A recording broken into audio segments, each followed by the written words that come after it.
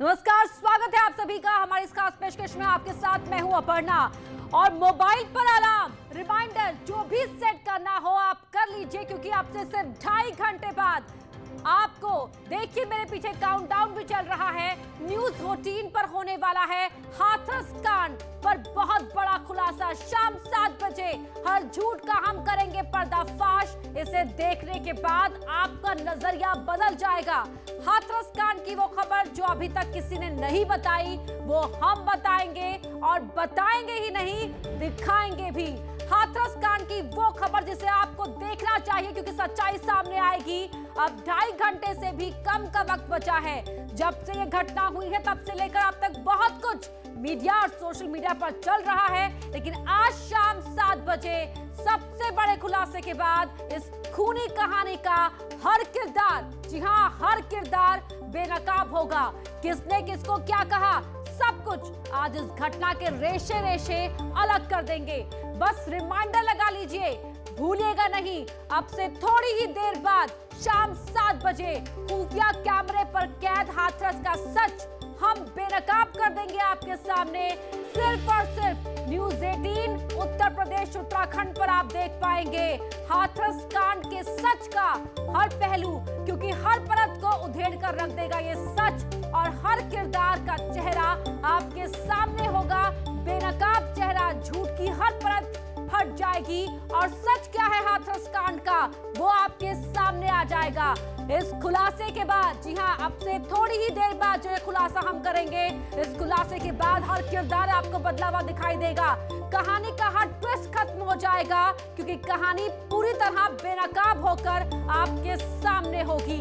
खुफिया कैमरे पर हाथरस का ये सच कैद है, जिसमें से हम पर्दा उठाएंगे शाम 7 बजे आपसे थोड़ी ही देर बाद। तो बार बार मैं आपसे कह रही हूं कि मोबाइल पर अलार्म लगा लीजिए या रिमाइंडर सेट कर लीजिए, या अपने दिमाग में इस बात को कैद कर लीजिए कि आपसे शाम 7 बजे थोड़ी ही देर बाद हाथरस का ये झूठ बेनकाब होगा।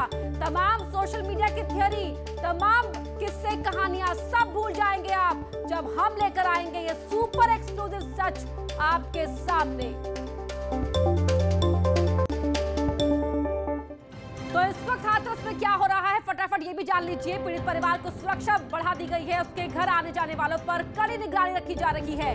घर के एंट्री पॉइंट पर मेटल डिटेक्टर लगा दिए गए हैं, ताकि अगर कोई शख्स कुछ गड़बड़ करने की कोशिश करे तो फिर उसे तुरंत ही डिटेक्ट किया जा सके।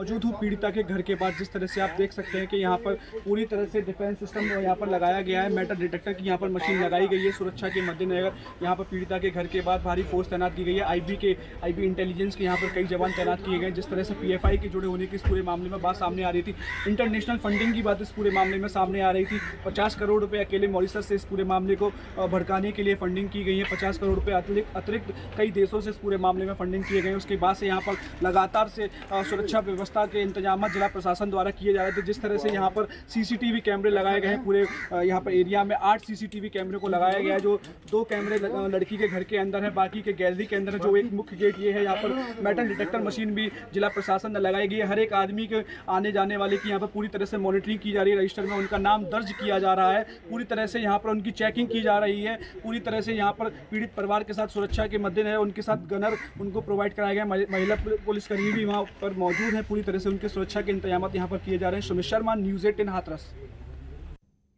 हाथरस में बहुत बड़ी साजिश हो रही थी। हमने ही सबसे पहले आपको ये बताया था कि ऐसे जस्टिस फॉर हाथरस के नाम पर वेबसाइट बनाई गई थी, और अभी इसी में एक और खुलासा हुआ है कि विदेशों से फंडिंग तक की गई थी, ताकि किसी भी तरह से दंगा भड़काया जा सके।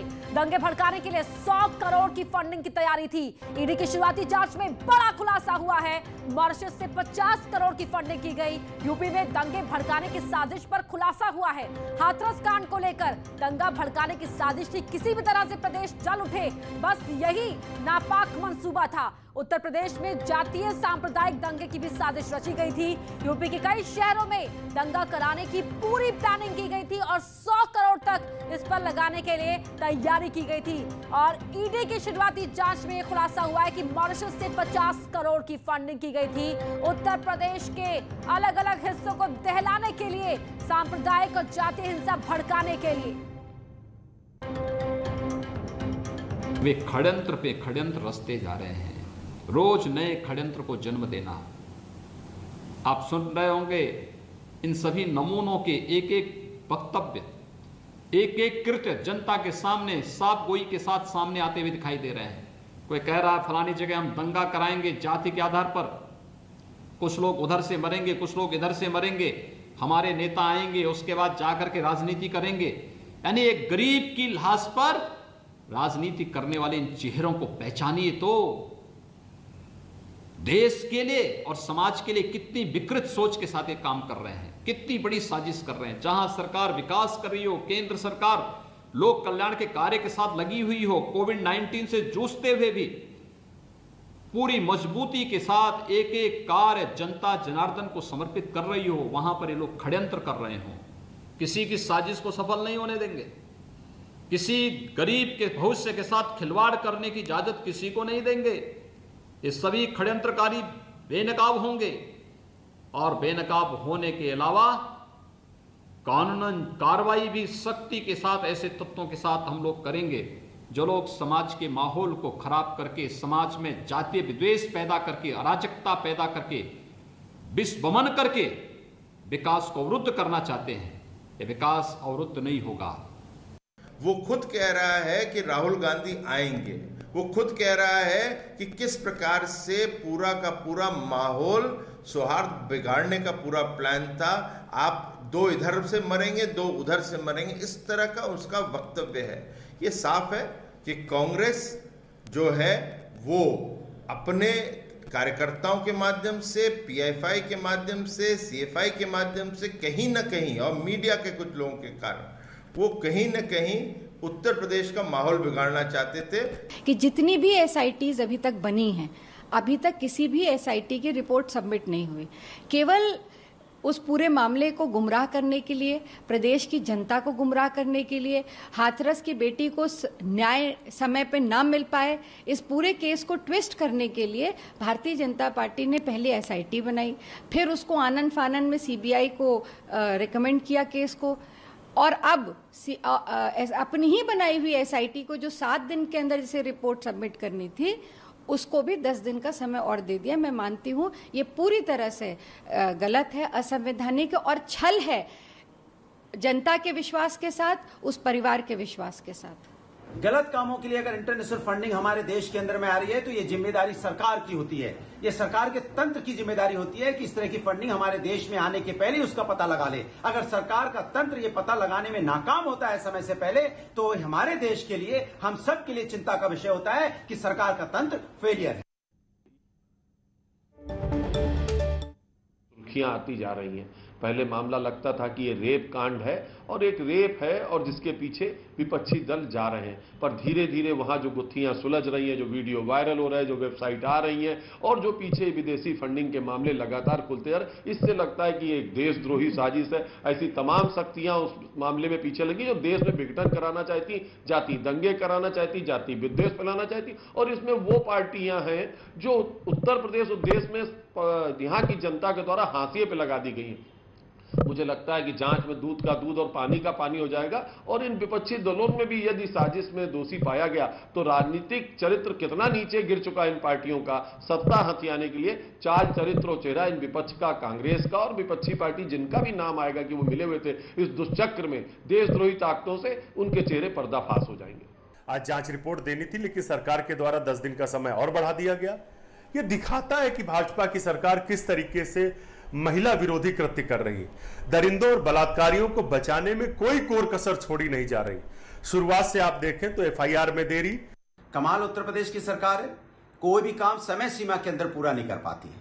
हाथरस केस में 7 दिन के अंदर में एसआईटी को जांच पूरी करके देनी थी, जो नहीं दे पाई, अब 10 दिन का समय और मांग रही है। इसके मतलब सरकार और प्रशासन के बीच में कहीं ना कहीं कोई तो समस्या है, और यह समस्या उत्तर प्रदेश की जनता के लिए ज्यादा चिंता का विषय है।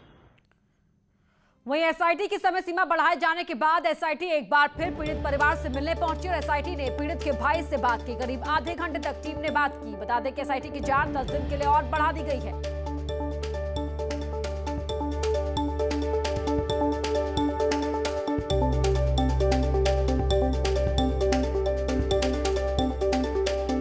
कोई और एविडेंस वो देना चाहे तो वो हमें दे सकते हैं, और बाकी एक जनरल उनका जो है हालचाल लिया है, बस यही है। और उनको ये बताया है कि हमारा जो है समय बढ़ गया है। तो समय बढ़ा है तो उसमें क्या आपका दायरा भी बढ़ा है, क्या है, किस तरीके का? केवल समय बढ़ा है, हमें कुछ अभी बयान लेने शेष हैं, कुछ डॉक्यूमेंट्री एविडेंस अभी कलेक्ट करना शेष है, और फिर रिपोर्ट बनाने में थोड़ा समय लगेगा। समय बढ़ाने के पीछे चलिए अब बढ़ते हैं आगे। अब घर के बाहर गमले में लगे खूबसूरत पौधों को पानी देने की जरूरत नहीं है। कानपुर के 2 होनहार छात्रों ने ऐसी तकनीक इजाद की है जो गमले में पानी को सूखने नहीं देगा और पौधा हमेशा हर वक्त हरा भरा रहेगा।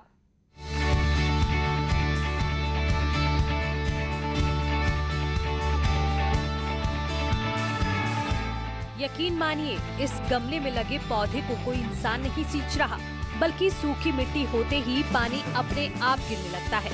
इस चमत्कार को कानपुर के रहने वाले इन छात्रों ने किया है। जय नारायण विद्या मंदिर में 9वीं में पढ़ने वाले सारांश और 7वीं के छात्र दिव्यांश बंसल ने रोबोटिक प्रोग्रामिंग के जरिए एक नई खोज की है। ज़्यादातर गमले ऐसे होते हैं जिनको हमेशा मॉइस्चर की आवश्यकता होती है। हमने मेनली उसी को देख के बनाया। जैसे कभी कभार हम लोग ने पानी डाल दिया और फिर अगले दिन भूल गए तो वो गमला ख़राब हो जाता है।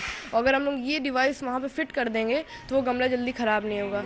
दोनों भाइयों ने innovative auto plant gift set के नाम से किट तैयार की है, जो आर्डिनो यूनो प्रोग्रामिंग पर आधारित है। इस किट में कमरे में रखने जाने वाले किसी भी गमले के पानी का छोटा सा टैंक लगा होता है, जो पौधे तक पानी पहुंचाएगा। खास बात यह है कि पौधे में ये किट उतना ही पानी पहुंचाएगा जितना पौधे की जरूरत है, यानी 2 लीटर का टैंक लगाने से 20 दिन तक ऑटोमेटिक पानी की सिंचाई होती रहेगी। फिलहाल इस किट को बनाने में करीब 1000 रुपए की लागत आई है। हम लोगों ने आर्डिनो यूएनओ को यूज़ करा है। उसमें ये होता है कि आपको लैपटॉप से प्रोग्रामिंग करनी रहती है एक ऐप के द्वारा, और फिर जब उसमें प्रोग्रामिंग हो जाती है तो फिर एक और सामान आता है रिले मॉड्यूल और सॉइल मॉइस्चर सेंसर मॉड्यूल। उसको फिर हम लोगों ने जंपर वायर से उसको मतलब आर्डिनो से जोड़ा और फिर उसमें प्रोग्रामिंग फिर से एक बार करके इसको हम लोगों ने ऐसे चलाया। इस तकनीक की खोज के लिए दोनों भाइयों की सोच और भी बड़ी थी।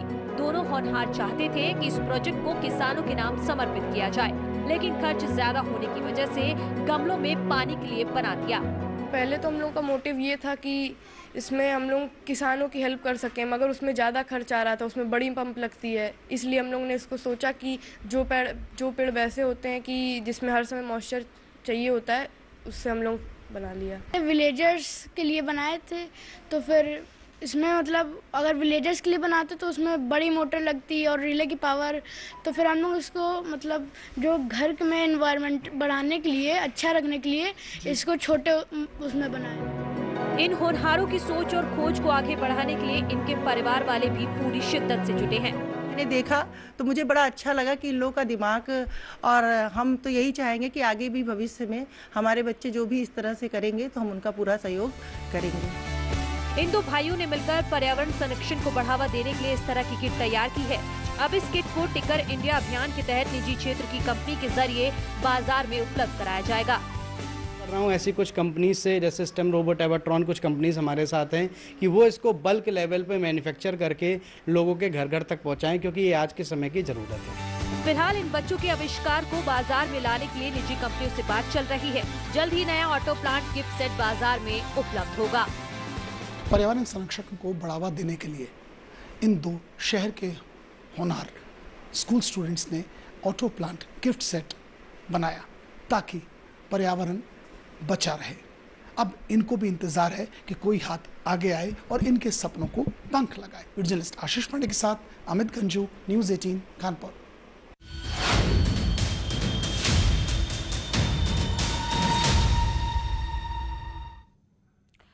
बिजनौर में जंगली जानवर के किसान के बैल को निवाला बनाए जाने के बाद गांव वाले डरे हुए हैं। जंगली जानवरों की दहशत से ग्रामीण अपने आप को असुरक्षित महसूस कर रहे हैं। क्षेत्र में जंगली जानवरों की दहशत से शाम ढलते ही सन्नाटा पसर जाता है और गांव वाले हिंसक जंगली जानवरों के चलते अपने खेतों पर जाने से भी कतरा रहे हैं, घबरा रहे हैं। बिजनौर में इन दिनों छाया हुआ है जंगली जानवर का खौफ। देखिए इन चेहरों को, सबके चेहरे पर डर और सिर्फ डर है। बिजनौर के मोहिद्दीनपुर इलाके में शाम होते ही लोग घरों में कैद हो जाते हैं। क्योंकि उन्हें सता रहा है जंगली जानवर का खौफ, जो आए दिन पालतू जानवरों का शिकार कर रहा है। किसानों के गाय बैल को मौत के घाट उतार रहा है। जी कल हम चुगाने लेके गए थे और शाम में जब उधर से हम ढोर लेके अपने घर चले तो बैल हमारा पानी पीने लगा। उसके बाद बाकी और जो ढोर थे वो आगे निकल गए, हम उनके साथ आ गए और ढोर वो बैल हमारा पीछे रह गया पानी पीता हुआ। उसके बाद हमने बाद में ढूंढा, शाम में ढूंढने की कोशिश करी, नहीं मिला। सुबह में देखा तो पास की ईख में वो मरा पड़ा था और उसको चीते ने खा लिया था। एक के बाद एक इस इलाके में कई घटनाएं हो चुकी हैं। गांव वालों का कहना है कि शिकार करने वाला जानवर चीते की तरह दिखाई देता है। वो ऐसे जानवरों की तलाश करता है जो झुंड से अलग हो जाते हैं और फिर पलक झपकते ही उन्हें मौत के घाट उतार देता है। खेतों के आसपास ये जंगली जानवर कई शिकार कर चुका है। एक के बाद एक पालतू जानवरों के शव बरामद हो रहे हैं। हमारी एक बकरी थी जो घर में ही बंध रही थी, रात को चीता आया और हमारे सामने उठा के ले गया। उसके अलावा पड़ोसी का एक बकरा था, वो पड़ोसी का बकरा पास में चुगरिया था गांव के पास में पीछे, वो बच्चों के सामने उठा के ले गया। गांव वालों को डर सता रहा है कि जानवर किसी इंसान को भी निवाला बना सकता है। ये आदमखोर भी हो सकता है। यही वजह है कि लोग खेतों में जाने से डर रहे हैं। वो जानवरों को भी अकेला नहीं छोड़ते। जिसने भी इस जंगली जानवर को देखा है उसका कहना है कि वो बेहद फुर्तीला है और शिकार करने के बाद पलक झपकते ही गायब हो जाता है। लेकिन हैरान करने वाली बात यह है कि जंगली जानवर अपने शिकार को पूरा नहीं खाता। वो उसे मारकर छोड़ देता है और लौटकर वापस नहीं आता।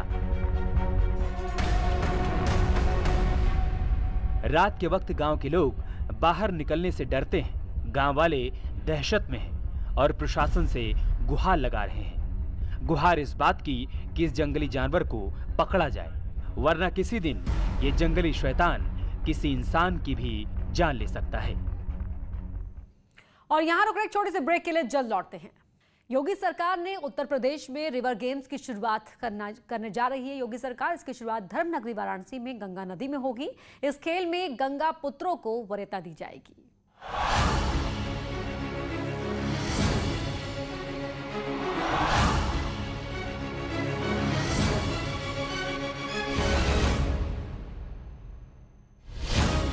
कैनोइंग और रोइंग जैसे रिवर गेम्स के खिलाड़ी ज्यादातर दक्षिण भारत में मिलते हैं, क्योंकि केरल समेत दक्षिण भारत के कई राज्यों में इन खेलों को लगातार बढ़ावा मिलता रहा है और वहीं से ओलंपिक या कॉमनवेल्थ गेम्स में खिलाड़ी हमारे देश का प्रतिनिधित्व भी करते आए हैं। लेकिन अब इस गेम के खिलाड़ियों की खोज यूपी में भी होने जा रही है। योगी सरकार इस दिलचस्प और रोमांचक खेल को उत्तर प्रदेश में शुरू करने जा रही है। योगी सरकार ने रिवर गेम्स की शुरुआत करने के प्लान को तैयार करने की मंजूरी दे दी है। खेल विभाग से नदी के किनारे बसे शहरों में इस खेल की सुविधाएं तैयार करने को कहा गया है। उत्तर प्रदेश रोइंग संघ के सेक्रेटरी ने उत्तर प्रदेश सरकार से अनुरोध किया था कि इसको वाटर स्पोर्ट्स को भी, हमारे खेल को भी, जहाँ पे जिस जनपद के किनारे जल, नदी और तालाब की व्यवस्था हो, जहाँ पे रोइंग कराई जा सकती है, वहाँ पे इसका भी बढ़ावा दिया जा सकता है। जनपदों में जहाँ जहाँ इसकी व्यवस्था है, अगर हो जाएगी तो कम से कम जहाँ एक खिलाड़ी हमारा भारत की टीम से रहता था, इंडिया की टीम से रहता था, तो जब अच्छा इनकी व्यवस्था हो जाएगी, प्रैक्टिस होगा, तो यह भी एक के जगह पे 4 खिलाड़ी 5 खिलाड़ी हमारे पार्टिसिपेट करेंगे और हमारे जनपद का, हमारे प्रदेश का नाम रोशन होगा। उत्तर प्रदेश में सबसे पहले धर्मनगरी वाराणसी में गंगा नदी में इस खेल की शुरुआत की जाएगी। इसके खिलाड़ियों और अधिकारियों के साथ बैठक हो चुकी है। रिवर गेम्स के लिए घाटों का चयन और निरीक्षण हो गया है और जल्द ही गंगा में नावों की दौड़, कैनोइंग, स्विमिंग कंपटीशन शुरू हो जाएंगे। जो जिले के सेक्रेटरी हैं, रोइंग कैनोइंग के जो सेक्रेटरी हैं, उनके साथ और भी अन्य उससे संबंधित खिलाड़ियों के साथ एक बैठक मैंने किया और उस संबंध में चर्चा हुआ। और जैसे ही लॉकडाउन ख़त्म होगा या कंपटीशन के समय महीने आ जाएंगे तो उस पर हमारे गंगा के किनारे सामने वाले घाट का निरीक्षण भी हम लोगों ने किया, राजघाट के साइड्स का भी निरीक्षण किया। तो उस पर जैसे ही होगा वैसे हम उसको गतिमान देंगे और उस रोइंग और कैनोइंग को बढ़ावा के लिए सभी के प्रयास से हम उसको आगे बढ़ाएंगे। खास बात यह है कि गेम में उन नाविकों को जोड़ा जाएगा जिन्हें गंगा पुत्र कहकर सम्मान देते हैं। गंगा किनारे रहने वाले नाविकों के बच्चों को रिवर गेम्स से जोड़ा जाएगा। बाकायदा उन्हें ट्रेनिंग दी जाएगी। उनसे इस खेल में ज्यादा बेहतर प्रदर्शन की उम्मीद है, क्योंकि उनका बचपन लहरों के बीच ही बीता है। ये यहाँ के बच्चे बहुत अच्छे, जो नाविक के बच्चे हैं बहुत ही मजबूत है, क्योंकि बचपन से उनको सीखने को मिलता है गंगा जी में ही रहने का। तो खेल विभाग की बहुत अच्छी पहल थी कि रिवर स्पोर्ट्स होगा, इसके लिए वर्णा नदी जो है उसके लिए स्पेशल बोर्ड खेल विभाग द्वारा डिमांड गई है। काशी में गंगा नदी में रिवर गेम बेहतर तरीके से हो जाएगा, क्योंकि यहाँ वाटर का फ्लो गंगा की लंबाई चौड़ाई पर्याप्त मात्रा में है। रिवर गेम्स में देश को ओलंपिक मेडल मिले हैं, लेकिन उत्तर प्रदेश के खिलाड़ी इसमें भागीदारी नहीं कर पाए। लेकिन अब योगी सरकार की कोशिशों से आने वाले समय में उत्तर प्रदेश से रिवर गेम्स में कई युवा आगे निकलेंगे और मेडल जीतकर प्रदेश का, देश का नाम रोशन करेंगे। न्यूज़ 18 के लिए वाराणसी से रवि पांडे की रिपोर्ट। और बड़ी खबर आपको बता रहे हैं, रिलायंस ग्रुप ने 5 करोड़ रुपए दान किए हैं देवस्थानम बोर्ड को। ये 5 करोड़ रुपए का दान किया है रिलायंस ग्रुप ने। कोविड से हुए नुकसान को देखते हुए ये दान किया है। रिलायंस ग्रुप की ओर से डोनेशन दी गई है। बोर्ड के कर्मचारियों को इसी पैसे से सैलरी मिलेगी। देवस्थानम बोर्ड ने अंबानी परिवार का आभार जताया है। RIL चेयरमैन मुकेश अंबानी का आभार जताया गया है, साथ ही बेटे अनंत अंबानी का भी आभार जताया है। तो देवस्थानम बोर्ड के मेंबर्स को बिना किसी रोक के सैलरी मिल सके, इसके लिए रिलायंस ग्रुप ने ये 5 करोड़ रुपए दान किए हैं। हाथरस कांड में आज न्यूज़ 18 करने जा रहा है सबसे बड़ा खुलासा। शाम 7 बजे सबसे बड़ा खुलासा होगा न्यूज़ 18 पर, जो कहीं नहीं सिर्फ न्यूज़ 18 यूपी उत्तराखंड पर आप शाम 7 बजे देख सकते हैं, जिसमें हाथरस कांड का सनसनीखेज खुलासा होगा। हर सच, हर झूठ, हर भ्रम का पर्दाफाश आज शाम 7 बजे होगा। 25 दिन की पड़ताल का आज खुलासा होगा और हाथरस का झूठ आज खुफिया कैमरे पर बेनकाब होगा। अब से थोड़ी देर बाद, बस 2 घंटे 6 मिनट का समय बचा हुआ है और शाम 7 बजे आप देख पाएंगे हाथरस कांड से जुड़ा हुआ हर सच, हर किरदार का सच। इस बुलेटिन में इतना ही। आगे देखिए खबरें फटाफट अंदाज में।